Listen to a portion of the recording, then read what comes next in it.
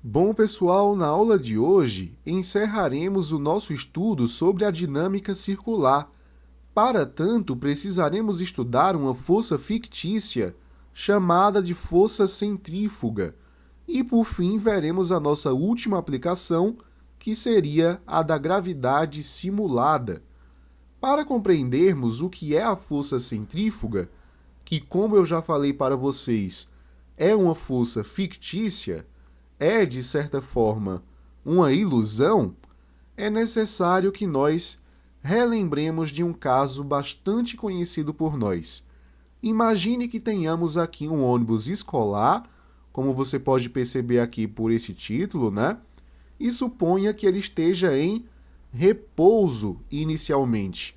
Algo que esteja em repouso possui uma velocidade nula em relação à Terra.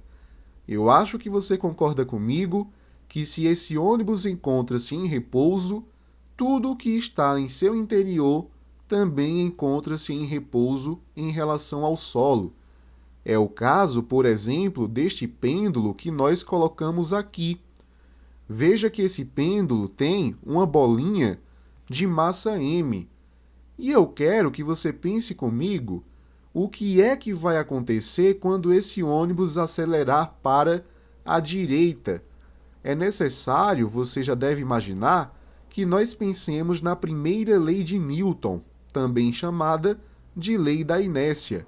Diz essa lei que todo corpo que está em repouso tende a continuar em repouso e que todo corpo que está em movimento retilíneo uniforme tende a continuar em movimento retilíneo uniforme, a não ser que uma força seja capaz de alterar o estado de movimento desse corpo.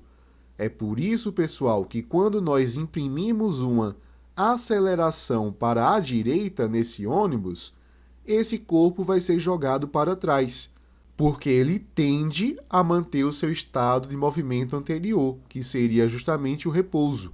Então ele vai ser jogado para trás, como nós verificamos nessa configuração. Pessoas, algo que eu quero que você atente muito bem nesse momento. Não existe nenhuma força empurrando esse pêndulo para trás. Ele foi jogado para trás por motivos de inércia, mas não existe uma força empurrando esse pêndulo para trás. Assim como se colocássemos uma pessoa previamente de pé nesse ônibus e ela fosse jogada para trás, não haveria uma força empurrando ela para trás. Ela seria empurrada para trás por efeitos da inércia. Alguém que não tenha estudado física pode dizer aqui dentro do ônibus que existe uma força empurrando todos esses elementos para trás, mas essas forças são forças fictícias. Elas não são reais, elas são ilusões provocadas pela inércia. Tanto é que uma pessoa de fora do ônibus vai perceber claramente que realmente não existe nenhuma força empurrando esses carinhas para trás. Afinal, o ônibus está indo para frente, ele possui uma aceleração para a direita. Então, tudo que é jogado para trás é jogado para trás por efeito de inércia e não por forças que surgiram do além. Beleza? Mantenha a sua sabedoria sobre a inércia por perto. É essa a conclusão que eu coloco aqui para você.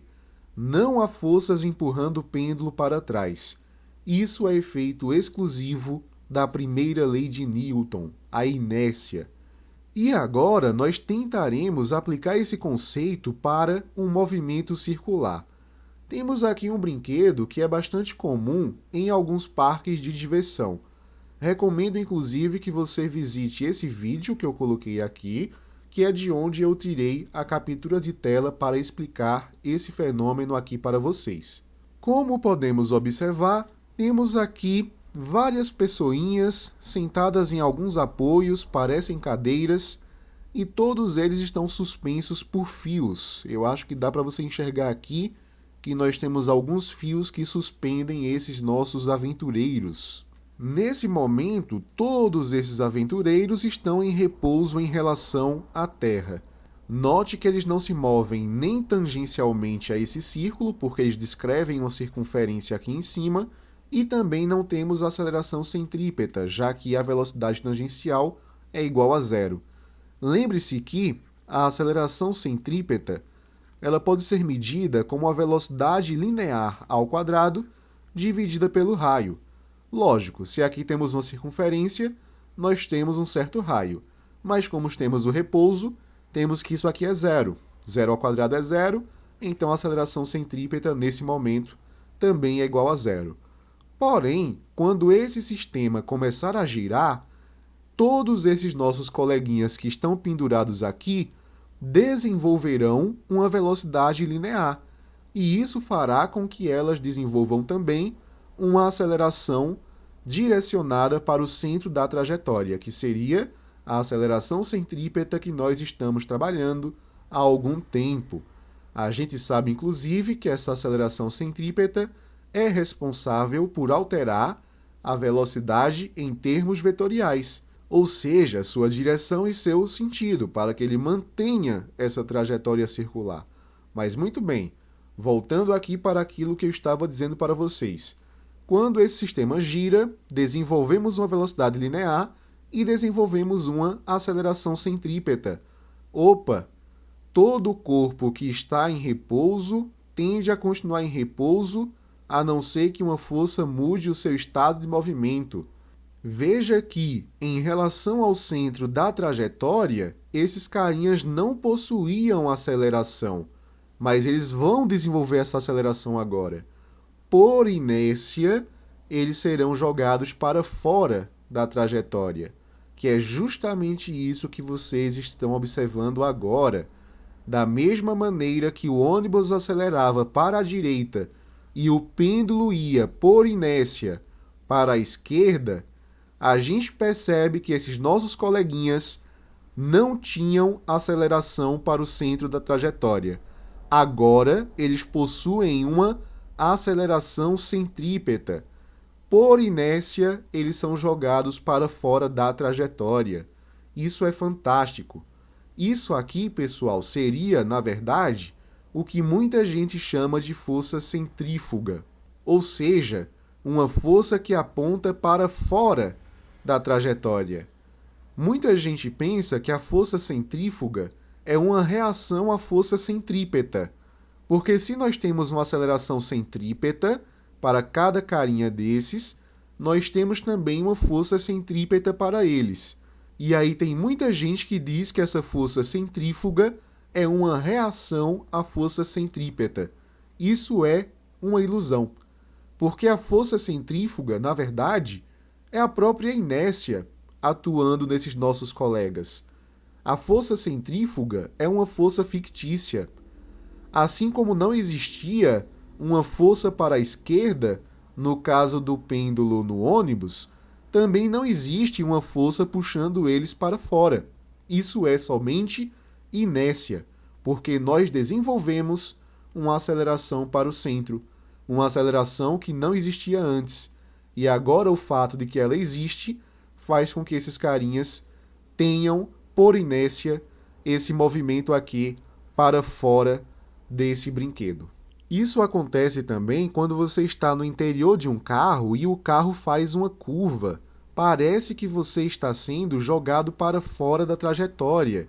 Você está sendo jogado para fora da trajetória porque o carro, na curva, desenvolve uma aceleração centrípeta que ele não tinha antes. E aí, como essa aceleração está direcionada para o centro da trajetória, por inércia você é jogado para fora. Não há uma força de verdade empurrando você para fora da trajetória. Há somente o efeito da inércia. Por isso que a força centrífuga pode ser chamada de força fictícia ou também de força inercial. Você até pode alegar que você sente uma força quando você faz essa curva, uma força centrífuga.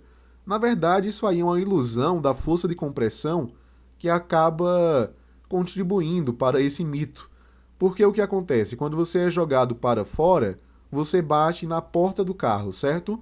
Então você empurra a porta do carro para fora e a porta do carro, logicamente, vai reagir, empurrando você para dentro do carro. Então você sentiria essa força aí, mas isso também é uma consequência do fato de que, por inércia, você foi jogado para fora do veículo, tudo bem? Isso é muito interessante e não se esqueça disso. Não se esquece que a força centrífuga é uma força fictícia. Isso pode acontecer também quando você pega um balde cheio d'água e você começa a girá-lo na vertical, tipo assim, você começa a girar ele nesse sentido assim, ó. Se você estivesse olhando de perfil. E aí você vê que a água não cai do balde se você atingir uma certa velocidade. Isso porque, por inércia, a água é jogada para fora da trajetória. E aí, mesmo no ponto mais alto aqui, ela experimenta uma inércia que faz com que ela é jogada para fora e ela se mantém dentro do balde. Tranquilo? A gente tem inúmeras aplicações para isso. Então, como conclusão, eu digo aqui que não existem forças empurrando o pêndulo para fora do centro da trajetória. Esse é um efeito exclusivamente da inércia, analogamente ao caso do ônibus. Muito bem, agora que nós aprendemos sobre a força centrífuga, nós vamos fazer aqui uma aplicação direta para que possamos verificar nossos conhecimentos. Em laboratórios de análises clínicas, vários tipos de exames utilizam centrífugas para promover determinadas reações. Tubos de ensaio contendo amostras de material de análise são presos próximos à boca da centrífuga em anéis que se encontram em pontos periféricos da máquina e postos a girar em movimento circular e uniforme em um plano horizontal. Adotando-se um referencial inercial, ou seja, no solo, as forças que agem sobre cada amostra, considerada como um ponto material depositado no fundo de cada tubo de ensaio, estão corretamente representadas no gráfico. Vamos olhar quais são as nossas opções. Vamos fazer assim? Comecemos pela letra E de ebola. Dica: quando o professor quer começar pela letra E, é porque a resposta é a letra A. Mas aí você não conta isso para ninguém, tá bom? Veja bem, pessoas, a gente sabe que aquela amostra possui uma força-peso para baixo. Isso aí é o mínimo, né? Já que ele está sendo puxado para o centro da Terra. Então a força-peso aqui está correta, tá bonitinha. Ela tá ok. A gente tem aqui uma força que empurra ela na diagonal. Isso porque nós necessitamos fazer a decomposição dessa força e apareçamos aqui com alguma força que possa se anular com a força-peso na vertical. E a gente sabe também que teríamos aqui um Fx para a esquerda e, de certa forma, esse Fx seria responsável ali pela existência de uma força centrípeta que apontaria para o centro da trajetória. O problema dessa letra E é que ela fala que a força centrípeta está para a direita. E tem um detalhe, a gente não representa a força centrípeta nesses casos, porque a força centrípeta não é uma força qualquer, é uma força resultante centrípeta. E a gente não representa a força resultante, a gente representa as forças parciais. Ou você representa a resultante, ou você representa os vetores que a compõem. Por exemplo, se a gente for colocar aqui um bloquinho em cima de uma estrada, de um solo qualquer, vamos dizer que ele está se mexendo aqui para a direita, certo? Vamos dizer que ele é puxado para a direita. Então tem uma força para cá, aí a gente sabe que vai aparecer um atrito para cá, vou colocar aqui um FAT qualquer, a gente sabe que ele tem uma certa força-peso e a gente sabe que ele tem uma força normal, que é reação à superfície. Ou eu faço isso e represento todas as forças parciais, ou eu represento a resultante. Por exemplo, a gente pode dizer que existe equilíbrio na vertical, e aí se existe equilíbrio na vertical é porque a normal vai se anular com a força-peso, e a gente pode dizer que essa força é maior do que a força de atrito. Afinal, a gente quer que ele se mexa para a direita. Então, aqui daria uma força para a direita resultante menor, né, que F um pouquinho, porque ficaria F menos FAT. Então, aqui a gente teria a força resultante. Ou você representa assim, ou você representa assim. Os dois ao mesmo tempo não é possível. Então, nesse caso, a gente não pode representar aqui a força resultante centrípeta, tá bom? Então, a gente pode eliminar a letra D, a gente pode eliminar a letra C e a gente pode eliminar a letra B também, ok?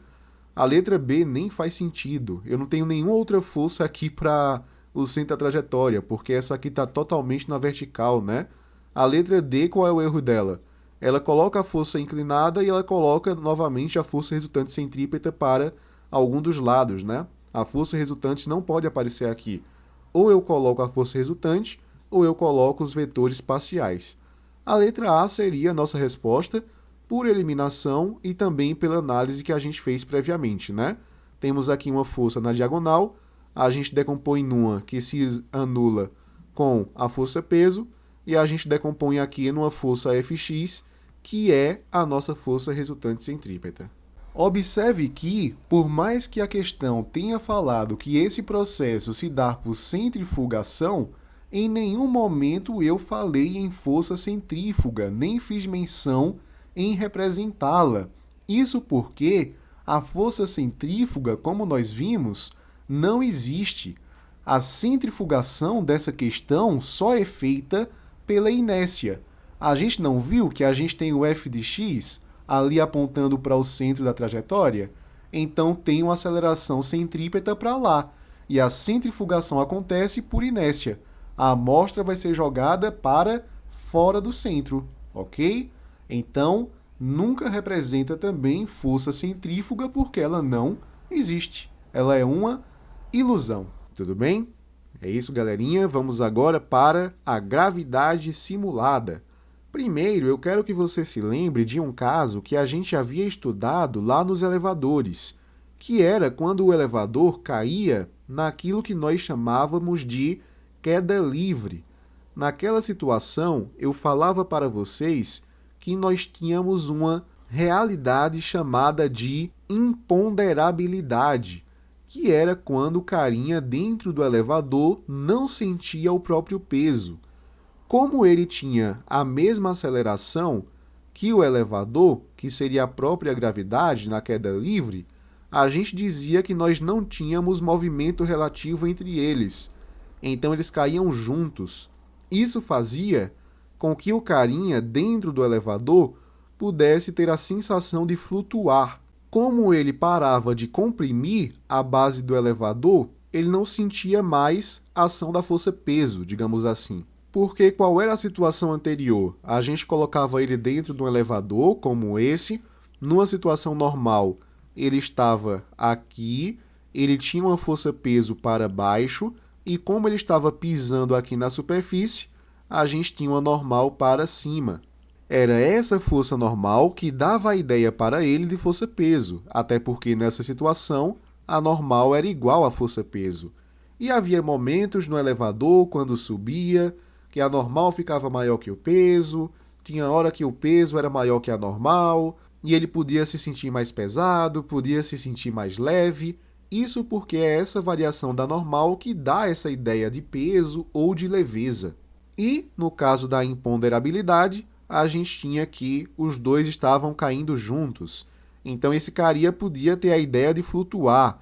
Isso porque, como eles estão caindo com a mesma aceleração, a gente diz que não existe movimento relativo entre eles.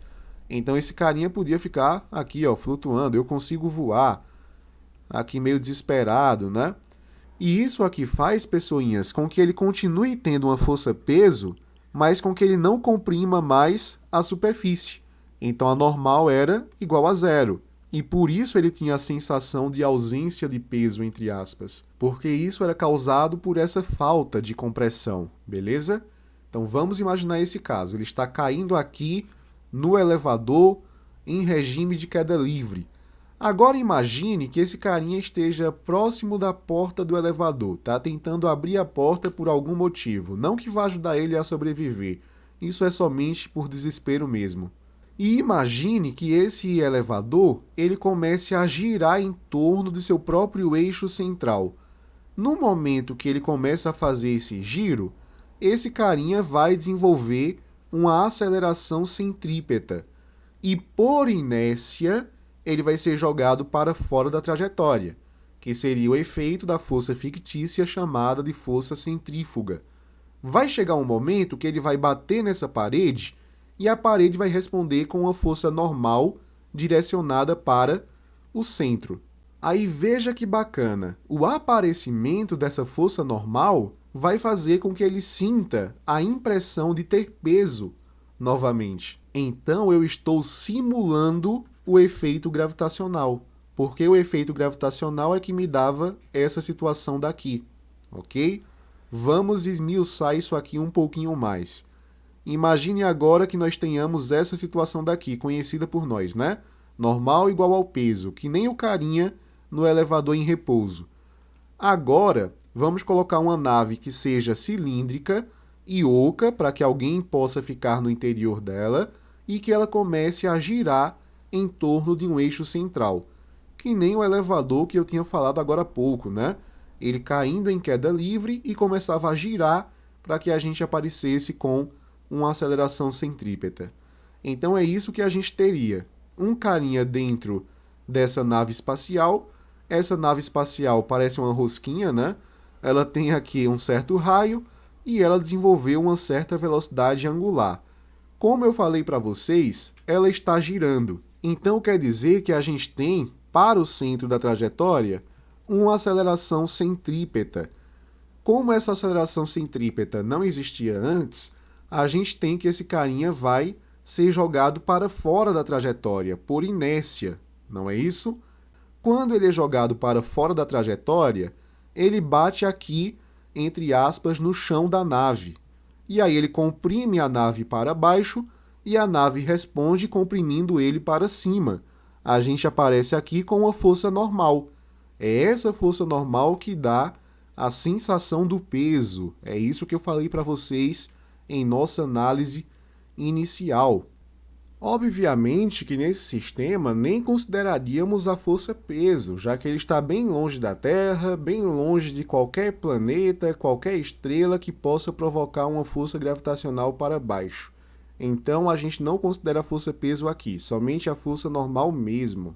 Veja que temos somente a força normal apontando para o centro, então quer dizer que a normal vai ser igual à força resultante centrípeta, que podemos calcular também como a massa vezes ômega ao quadrado, que seria a velocidade angular ao quadrado, vezes o raio da trajetória.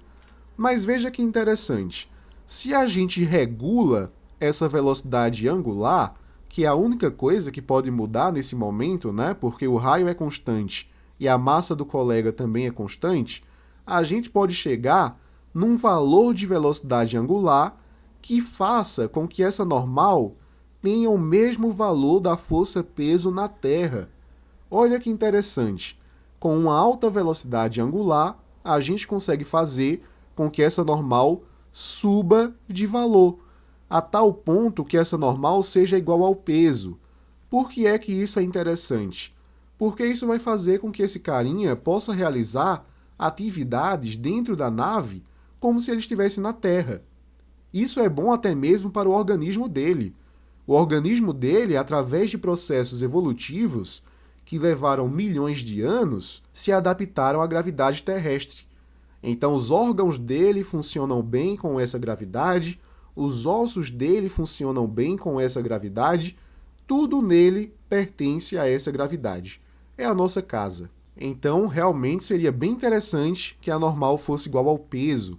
Então, ficaríamos que a normal, que é m ômega ao quadrado vezes r, seria a mesma coisa que a gente colocar aqui, que o peso vai ser igual a m ômega ao quadrado vezes r. Mesma coisa de substituir esse n pelo p, né? Nessa expressão. Então, peso, como sabemos, é a mesma coisa que massa vezes gravidade. E aqui a gente repete, né, o termo ali da direita. A gente tem massa em ambos os lados da equação, a gente pode cortar, o que indica que esse fenômeno não depende da massa do carinha. Então, qualquer astronauta vai poder experimentar essa ação. Então, se a gente isola aqui esse ômega, ficaríamos com ômega ao quadrado é igual a g sobre r. Tiramos a raiz em ambos os lados da equação, ficaríamos que ômega é a mesma coisa que raiz de g sobre r, que é a expressão que eu destaco aqui para você, tudo bem? Então, seria assim que a gente pensaria para os efeitos da gravidade simulada. Vamos aqui fazer algumas questões. No filme 2001, Uma Odisseia no Espaço, os tripulantes da estação espacial desfrutam de gravidade artificial, que seria a gravidade simulada que nós vimos anteriormente. Um efeito produzido nos módulos circulares de raio R da estação espacial por sua rotação ao redor do eixo de simetria. Se o raio vale R, qual deve ser a velocidade angular de rotação ômega para produzir uma aceleração de módulo igual a g? Muito legal, é basicamente o que a gente viu. A gente tem aqui o módulo circular da nave, que seria mais ou menos isso. O carinha estaria aqui, por exemplo. A gente sabe que ele só fica nessa posição porque essa nave está girando com certa velocidade angular. Aqui a gente tem um certo raio, como a gente havia dito. E a gente sabe que, por efeito da força fictícia centrífuga, ele vai ser jogado para fora da trajetória. Ele vai bater aqui no chão da nave, entre aspas, ele vai reagir, teríamos aqui uma força normal, não é isso? Então quer dizer que a normal, nesse caso, aponta para o centro, então seria igual à força resultante centrípeta. A questão deseja saber qual é o módulo da velocidade angular, que seria o ômega. Então vamos atrás dele, né? Sabemos que nesse caso, a normal, ela precisa simular o peso aqui na Terra. Então aqui a normal seria igual ao peso e a força resultante centrípeta seria m ômega ao quadrado vezes r. A gente sabe que o peso é massa vezes gravidade, isso aqui vai ser m ômega ao quadrado vezes r. A gente pode cortar a massa em ambos os lados da equação e se a gente isola esse ômega ao quadrado, ficaríamos com g sobre r. Tirando a raiz em ambos os lados da equação, a gente ficaria com g sobre r dentro da raiz. Note que raiz de g sobre r é a mesma coisa que g sobre r elevado a 1 sobre 2. Então isso aqui é a letra A, propriedade matemática, né? A gente finge que aqui temos o expoente de 1 e aqui a gente tem o índice 2. Então a gente pega esse índice e coloca aqui embaixo. Aí por isso que ômega seria g sobre r elevado a 1 sobre 2. Isso é a mesma coisa que escrever que ômega é igual a raiz quadrada de g sobre r, tá bom? Então, realmente, resposta letra A. Vamos para a nossa última questão, que fala, inclusive, sobre o mesmo filme. Algo muito comum nos filmes de ficção científica é o fato de os personagens não flutuarem no interior das naves espaciais. Mesmo estando no espaço sideral, na ausência de campos gravitacionais externos, eles se movem como se existisse uma força que os prendesse ao chão das espaçonaves. Um filme que se preocupa com essa questão é 2001, Uma Odisseia no Espaço, de Kubrick. Nesse filme, a gravidade é simulada pela rotação da estação espacial, que cria um peso aparente sobre o astronauta. A estação espacial, em forma de cilindro oco, mostrado abaixo, gira com velocidade angular constante de módulo 0,2 radianos por segundo, em torno de um eixo horizontal E, que é perpendicular à página. E o raio da espaçonave é de 40 metros. Muito bem. Letra A. Calcule o módulo da velocidade tangencial do astronauta, representado na figura, devido à rotação da espaçonave. Essa letra A pode ser respondida com cinemática angular mesmo. Ele quer saber qual é a velocidade linear. Só que a gente sabe uma relação entre a velocidade angular e a velocidade linear. A gente sabe que ômega é igual a v sobre r. E se a gente isola o v, a gente teria aqui ômega vezes r. A gente sabe que esse ômega é 0,2 radianos por segundo. E a gente sabe que o raio da trajetória é de 40 metros. 0,2 vezes 40 é a mesma coisa que 4 vezes 2. Então temos aqui 8 metros por segundo. Essa seria a resposta da letra A. Vamos ver agora a letra B. Determine a intensidade da força de reação que o chão da espaçonave aplica no astronauta que tem uma massa de 80 kg. A gente sabe que aqui nós temos somente a força normal apontando para o centro da trajetória. É isso que a gente havia aprendido, né? Muito bem.